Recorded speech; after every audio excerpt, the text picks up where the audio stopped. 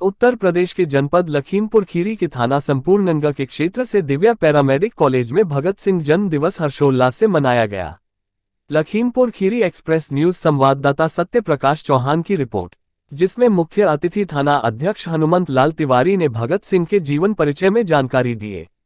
केंद्रीय असेंबली बम फेंकने के जिस मामले में भगत सिंह को फांसी की सजा हुई थी, उसकी तारीख 24 मार्च तय की गई थी, लेकिन इस दिन को अंग्रेजों के उस डर के रूप में भी याद किया जाना चाहिए, जिसके चलते इन तीनों को 11 घंटों पहले ही फांसी दे दी गई थी।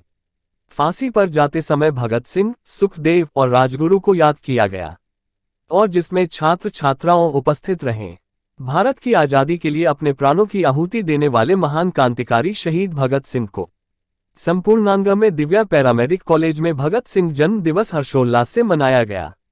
संतोष राणा पूर्व प्रधान, रवि प्रधान, अमृत सिंह पूर्व प्रधान, लल्लन प्रसाद पूर्व प्रधान, लक्ष्मण पूर्व प्रधान, रामध्यान, शिवदयाल मठ, अजय तिवारी, प्रेम प्रकाश, प्रमोद कुमार उर्फ डब्ल्यू गोड, डॉक्टर ए के पादेय, हरदीप सिंह, डॉक्टर खान, जनार्दन दुबे आदि लोग उपस्थित रहे।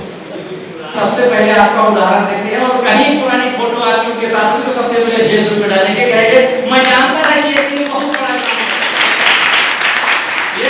ये प्रैक्टिकल ज्ञान है मेरा। तो सरदार भगत सिंह ने इतनी छोटी उम्र में तय कर लिया कि उन्हें क्या करना। इससे हमें ये लेसन मिलता है, हमें ये सीख मिलती है कि हम अपने इरादे पर पक्के रहें। और ऐसे बलिदानियों की वजह से ही आज इस लाइन को कह सकते हैं कि यूनान, रोम, मिस्र सब मिट गए जहां से। अच्छी लाइन है, ध्यान दीजिएगा कि यूनान, रोम, मिस्र सब मिट गए जहां से, बाकी रहा है लेकिन नामो निशा हमारा। कुछ बात है कि हस्ती मिटती नहीं हमारी, दुश्मन भले रहा हो दौरे जहां हमारा। अगर यह संभव हुआ है तो ऐसे भी बलिदानियों की वजह से ही रहा है। जब जलियांवाला कांड हुआ उस समय बहुत छोटी उम्र में थे, भगत उनको कहा जाता था। बहुत छोटी उम्र में घर के लोग भगत कहते थे, बहुत छोटी उम्र में थे। तो उस मैदान में गए और वहां से वो रक्त रंजित जो मिट्टी थी, जो हमारे आपके पूर्वजों के खून से रंगाई हुई, उसको उन्होंने मुट्ठी में खाया और उसके बाद में रख करके लाए। और आप शायद चौंक जाए, रोंगटे खड़े होकर और अनुभूत करके कि उस खूनी मिट्टी को ला करके जहां वो पूजा करते थे उस स्थान को सजा कर रखा और रोज की धूपबत्ती करने लगे और रोज कहते थे कि मुझे इसका बदला लेना है, मेरे पूर्वजों का खून जिसने बहाया है उसको हम अपने देश से निकाल कर एकदम लगे। यह सोच थी उनकी। उसके बाद बहुत सारी घटनाएं हुई। असेंबली में उन्होंने बम फेंका, उन्होंने एक स्वतंत्र संगठन बनाया और गूंगी बहरी सरकार को जगाने का प्रयास किया।